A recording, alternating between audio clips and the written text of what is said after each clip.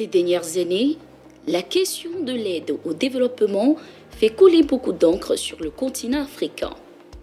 À l'heure où nombreux s'interrogent sur la capacité de l'Afrique à s'affranchir de ces aides tout en misant sur ses propres ressources, force est de constater que les solutions avancées se sont souvent révélées inefficaces. Une situation préoccupante qui appelle des réponses urgentes dans la lutte contre les flux financiers illicites, entendons par là les mouvements transfrontaliers de capitaux dont l'origine, le transfert ou l'utilisation sont illégaux.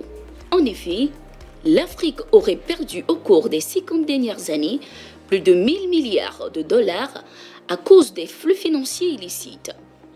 Une somme colossale équivalente à l'ensemble de l'aide publique au développement reçue par le continent sur la même période, selon l'Alliance nationale des consommateurs et de l'environnement ANSTOGO. Pour remédier à ce problème, ANSTOGO a mis en place une stratégie visant à renforcer les capacités d'une dizaine de journalistes spécialisés sur le sujet. Les échanges se sont tenus ce 8 mai 2025.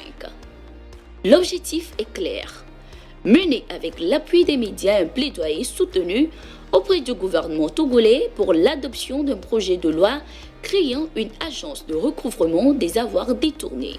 Aujourd'hui, nous avons des lois, nous avons des institutions qui luttent contre le blanchiment de capitaux, qui œuvrent à confisquer et à recouvrer les avoirs qui ont été volés pour assurer le développement de notre pays. Mais ce qui manque pour que ces lois puissent être effectives, pour que ces institutions puissent travailler et qu'on puisse avoir des résultats concrets, il faut qu'il y ait une structure ou bien une institution qui se charge de localiser, de neutraliser et de recouvrer ces avoirs-là qui sont volés avant de le mettre au service de notre cher pays, le Togo. Déterminés à contribuer à cette lutte, les journalistes formés comptent s'investir pleinement de leur côté dans cette bataille. Aujourd'hui, nous sommes toujours à la traîne au niveau du développement parce qu'on dit tout souvent qu'il n'y a pas de sous, il n'y a pas de sous. Or, il y a des sous qui quittent le pays de façon illégale. Donc, si on arrive concrètement à lutter contre le blanchiment d'argent, la corruption, tout ceci, on pourra peut-être d'une manière ou d'une autre canaliser ce fonds-là pour pouvoir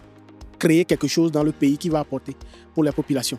Je suis apte aujourd'hui à produire des articles pour peut-être alerter la société civile, l'État sur ce qu'il faut faire. Cet atelier m'a permis d'avoir une idée sur le flux financier illicite qui se passe dans les pays. Ça va m'aider en tant que journaliste à pouvoir attirer l'attention des autorités sur ces fonds illicites qui sortent de notre pays.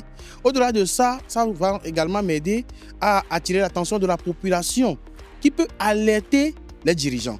Les sources des flux financiers illicites se divisent généralement en 3 catégories: les activités criminelles, les opérations commerciales frauduleuses et la corruption. La création d'une telle institution de recouvrement permettrait non seulement de récupérer ces avoirs volés, qui seraient réinjectés dans le développement économique des pays africains, dont celui du Togo en particulier, mais aussi de dissuader durablement les pratiques illégales. Le GIABA, groupe intergouvernemental d'action contre le blanchiment d'argent en Afrique de l'Ouest, qui finance ce projet, souligne quant à lui un enjeu majeur. Tant que les criminels pourront profiter impunément des revenus de leurs activités illicites, ceux-ci continueront à prospérer.